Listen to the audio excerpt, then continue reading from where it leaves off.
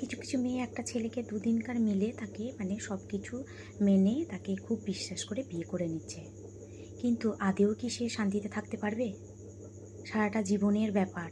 মেয়েদেরকে এখন ভাবনা চিন্তা করে বিয়ে করা দরকার। তার কারণ হলো, আপনি যার সাথে সারা জীবন থাকবেন সেই মানুষটা আদেও কি বিশ্বাসের যোগ্য? তার কারণ এখন ছেলের মাদেরকেও ছেড়ে দিচ্ছে।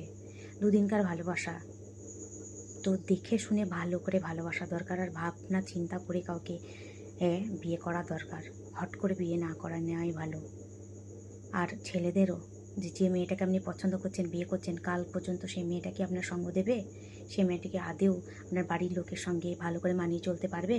না আপনার সঙ্গে ভালো করে থাকতে পারবে? দুদিন পর যে অন্য একটা ছেলেকে ভালো লাগবে না, তার কি মানে আছে? তাই না? তো বিয়ে করার আগে ভালো করে ভাবনা চিন্তা করে তারপর একটা মেয়েকে বা একটা ছেলেকে নিজের জীবন সঙ্গী বা সঙ্গিনী করা দরকার। সব কিছু ভাবনা চিন্তা করে করার পর।